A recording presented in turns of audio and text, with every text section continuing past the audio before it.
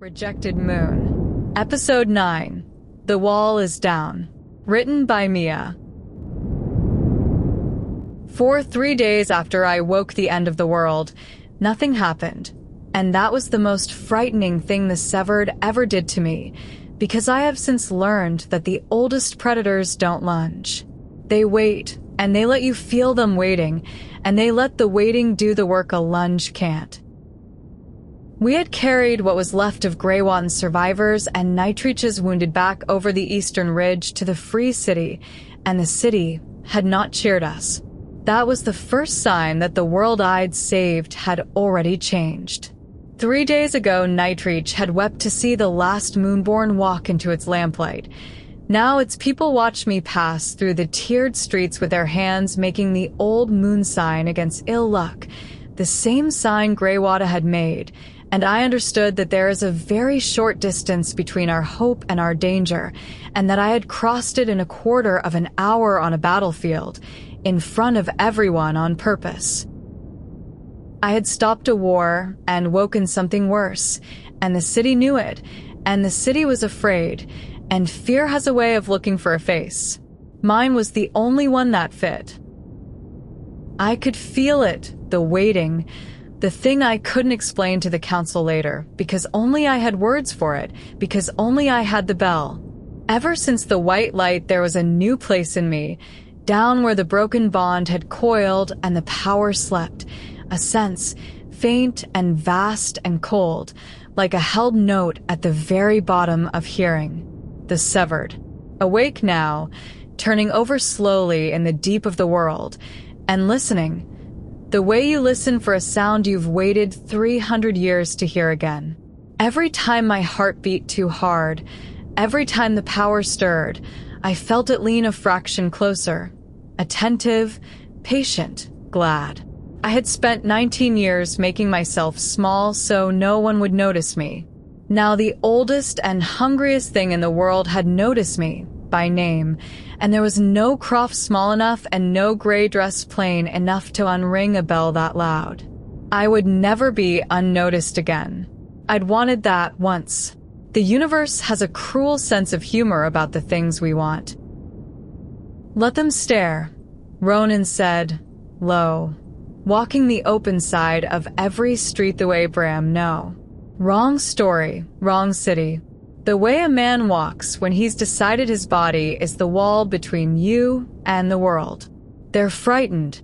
Frightened people need somewhere to put it. They'll put it on you for a while because you're the thing that changed, and then they'll remember you're also the only thing that can stand in the gap, and they'll come around. And if they don't, then they're fools, and I rule a city of fools, and I'll keep you safe from them too. He said it simply, the king who told me he'd lose the war before he'd lose me, and I believed him, and 3 steps behind us I felt Kale hear it and say nothing, and I felt the old splinter turn under my ribs.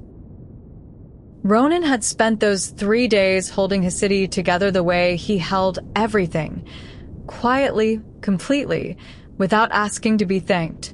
The Council of Nightreach was frightened, and frightened councils look for someone to blame, and more than one voice in the high chamber had said this sensible cold thing, the council's own arithmetic dressed in Free City clothes. The bell woke the Severed, silenced the bell, and perhaps it sleeps again. 1 Omega against the world. And Ronan had stood in front of that arithmetic every single time, his face gone to stone, and reminded them what free meant until they stopped saying it aloud.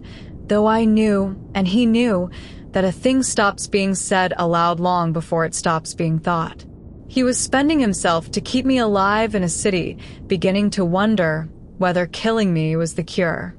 I'd crossed 3 valleys to a place I'd thought would be safe, and learned that there is no safe place for a bell. There is only who's willing to stand between you and the people who'd melt you down for quiet. Because that was the other thing the 3 quiet days held. Kale. I had left him on a boundary path in a dying valley, carrying a word he'd thrown away too late, and I had walked east certain I'd never see him again.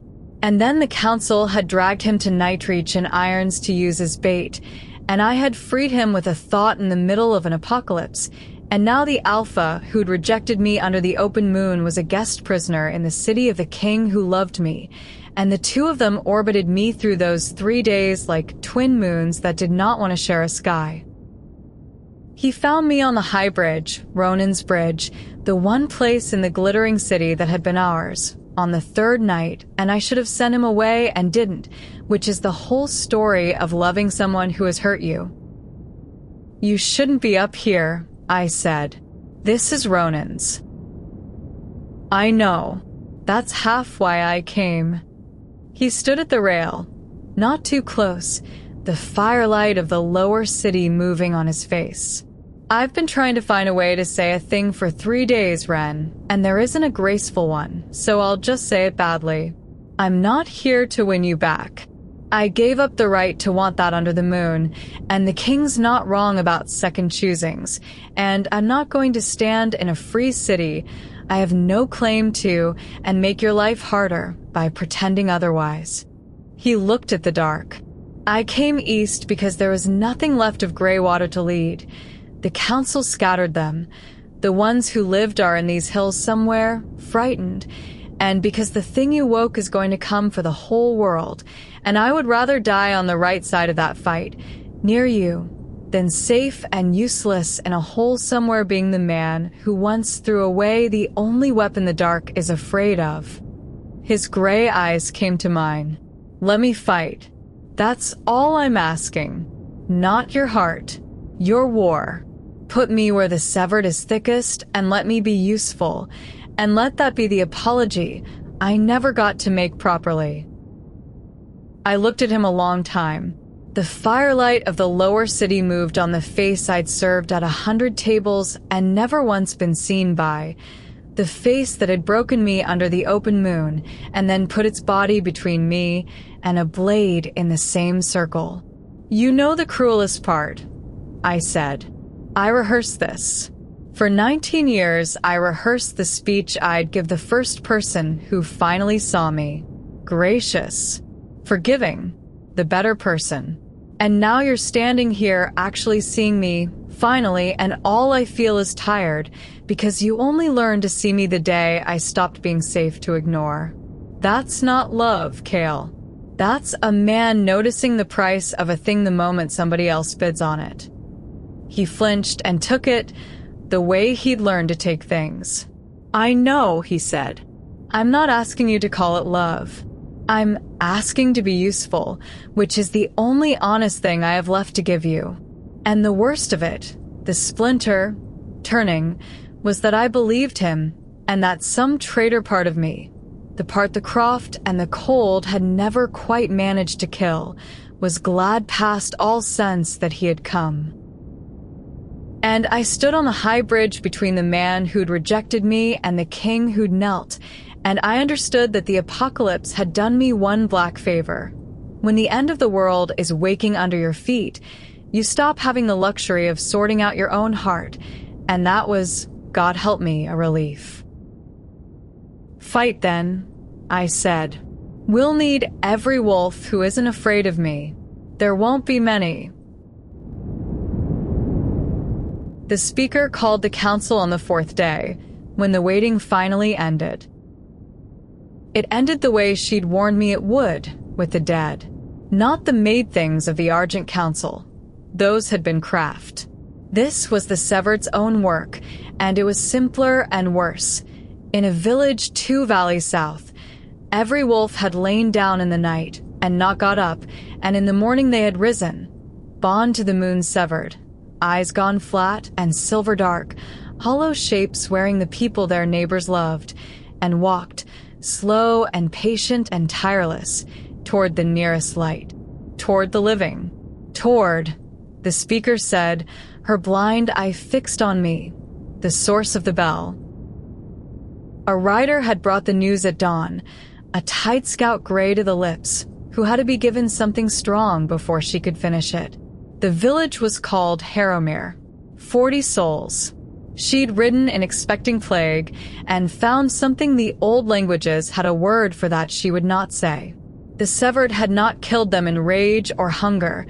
It had reached up out of the deep, in the dark, and simply cut the bond between each sleeping wolf and the moon that makes a wolf a soul, and not just a body, and left the bodies to do the one thing a severed thing knows how to do, which is walk toward warmth and unmake it.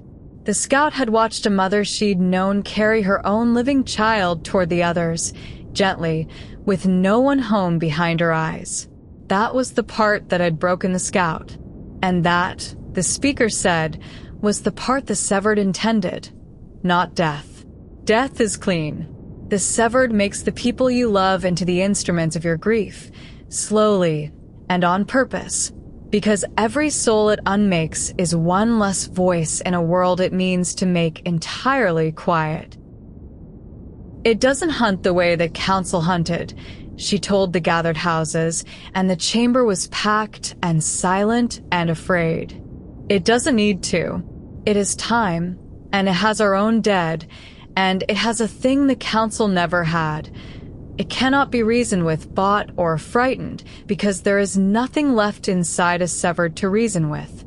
The Argent Council spent 2 centuries holding this thing asleep by keeping the Moonborn out of the world, because the Moonborn's bell is the one sound that wakes it. They were cruel, and they were monstrous, and they were right, and now they're dead, and the wall they were is down, and the only thing standing in the gap is a girl who 4 nights ago found out she could make light. She turned to me. So, Moonborn, the houses are going to ask you the question they're too frightened to say plainly, so I'll say it for them. Can you put it back to sleep? And if you can't, can you fight a thing that uses our own dead and feels no fear and wants, more than anything in the world, to reach the bell that woke it and put it out forever? The whole chamber looked at me. Ronan, who would lose the war before he'd lose me. Kale, who'd come to die on the right side. The frightened free people of the last free city. And me, Wren of no house, the bell. The gap, the only thing the dark had ever feared, and the only thing that could wake it. I don't know, I said, because the speaker had taught me that you choose knowing, and lying to them now would be its own kind of cowardice. I don't know how to put it back to sleep. I'm not sure anyone does. The people who knew are 300 years dead. But I know the thing it wants most is me, the bell, and I know what that means, even if you're all too kind to say it. I made my voice steady. 20 years of practice. It means as long as I'm walking around ringing, the severed comes for me, and everything between it and me gets ground up on the way. The merciful thing, the thing the old council would have done, is to put the bell out. Quietly. Tonight. 1 Omega. To save the world. The chamber erupted. Ronan was on his feet. Kale was on his feet. The speaker did not move, watching me, because the speaker always knew when I wasn't finished. But I'm not going to do the merciful thing, I said, because I'm done being the price other people pay for their peace, and I spent 19 years being told the kindest thing I could do is disappear, and I am never, ever doing it again. I stood. So here's the other choice, the one the council was too frightened to try, the one that got the speaker drowned for suggesting it. They spent 200 years keeping the severed asleep. I'm going to find out how to make it dead. I didn't know if it was possible. I'll put that on the record, the way the speaker taught me, knowing, not lying. The wisest wolves in the world had decided 3 centuries ago that the severed couldn't be killed, only contained, and built 200 years of cruelty on that decision and called it the only mercy on offer. Maybe they were right. Maybe I was about to spend the last frightened drop of my bloodline and the lives of everyone who stood with me, chasing a thing that simply could not die. But here is what 19 years of being told the kindest thing I could do was vanish had taught me. That can't be done is, more often than anyone admits, just we were too frightened to try, wearing a wiser coat. The council was too frightened. The founders of the old order were too frightened. They'd looked at the size of the dark and decided the most they could hope for was to keep it sleeping and keep the world small and quiet and afraid alongside it. I was done with small and quiet and afraid. I'd been all three my whole life, and they had never once kept me safe. And I'm going to do it as the thing they exiled my whole bloodline to prevent, loud and awake, and exactly my own size. The bell rang. Fine. Let's go find out what the bell was always for. To be continued. That was episode 9 of Rejected Moon. If the moon has you now, the next episode is waiting.